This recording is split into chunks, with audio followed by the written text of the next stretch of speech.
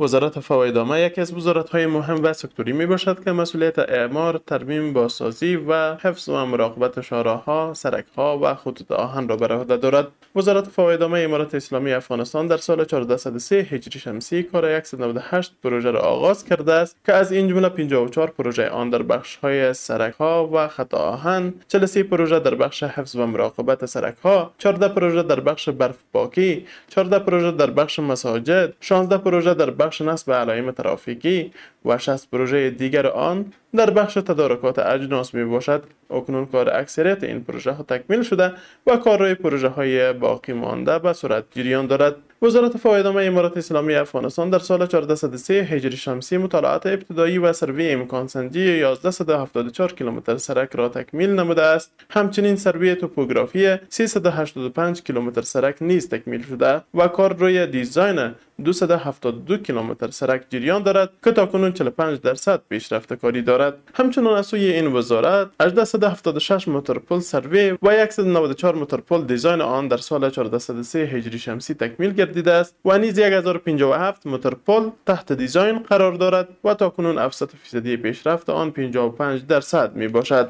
این وزارت در سال 1403 هجری شمسی به شمول شاهراه کابل کندهار کارشماری از پروژه ها در بخش سرک ها و خط آهن را آغاز کرده است که برخی از آنها تکمیل شده و کار متبقی این پروژه ها به سرعت جریان دارد. وزارت فوایدنامه امارات اسلامی افغانستان کار بازسازی 480 کیلومتر شاهراه کابل کندهار را در 13 بخش آغاز نموده بود که اکنون اسفالت طبقه اول و دوم حدود 430 کیلومتر سرک تکمیل شده است و همچنین کار اسفالت طبقه سوم بعضی از قسمت ها نیز تکمیل شده است. وزارت فوایدنامه در سال 1403 هجری شمسی کار بازسازی شاهراه سالنگ را مطابق پلان آغاز کرده بود که در حال حاضر کار بسیاری از گالری ها و کانکریت ریزی فاصله بین گالری ها تکمیل شده است. این وزارت کار اعمار 51 کیلومتر سرک قوشتپه الی درزاب، کار اعمار 49 کیلومتر سرک لین دوم شاهراه کابل غزنی، کار اعمار 22 کیلومتر سرک لین دوم کابل جلال آباد، کار بازسازی 22 کیلومتر سرک کنر نورستان،